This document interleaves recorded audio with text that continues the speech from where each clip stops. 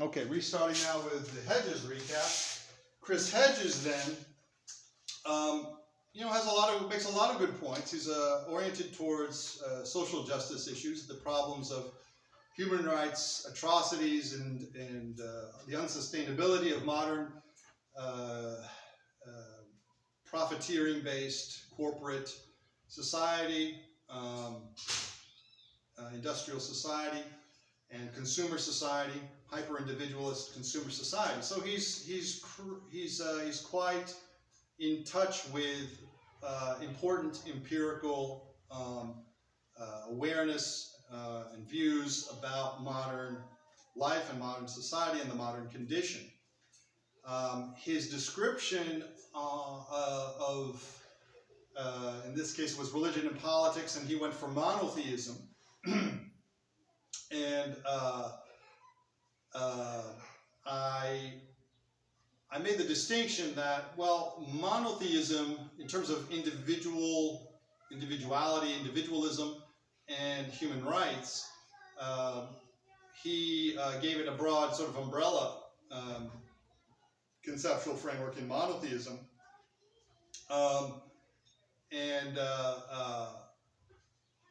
So that I think I was making sort of the more specific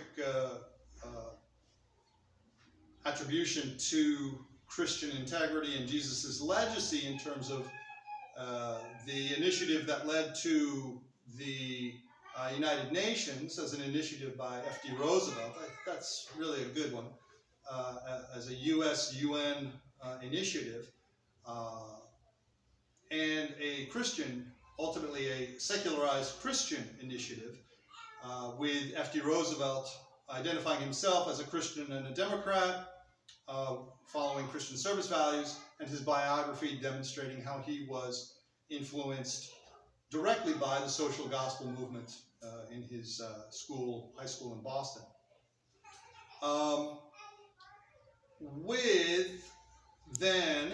And then UN human rights being negotiated with all other countries, that with Eleanor Roosevelt's shepherding, her facilitating, and agreeing at least to the use of the Declaration in association with the United Nations and the Charter principles of the United Nations, that was in fact negotiated pluralistically with the rest of the world, and that all can be discussed and evaluated in much greater detail. But so then the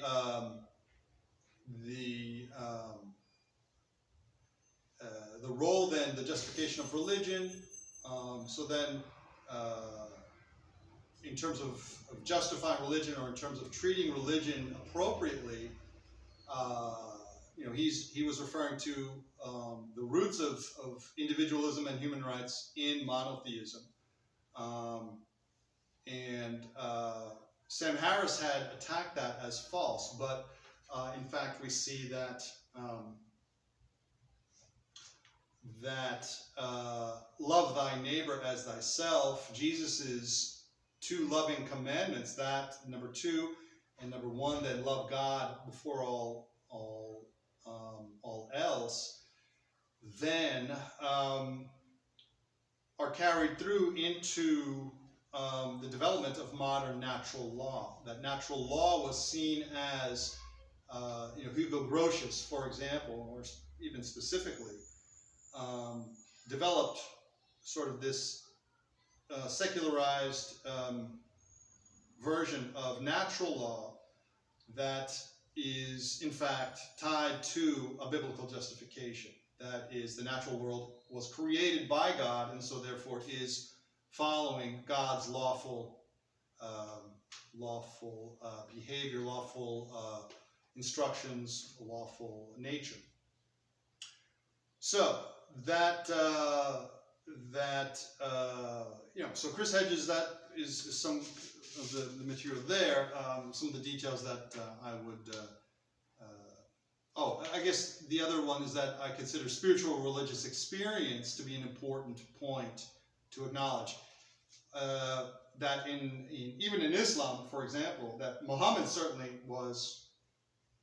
is honored in Islam itself for his spiritual experience in writing the Quran, and even within Islam, the Sufi Muslims are in fact spiritual practitioners. They have recognized spiritual religious experience as a way to grow in personal relationship to God, as I recall the description, in which makes sense of their mystical practice.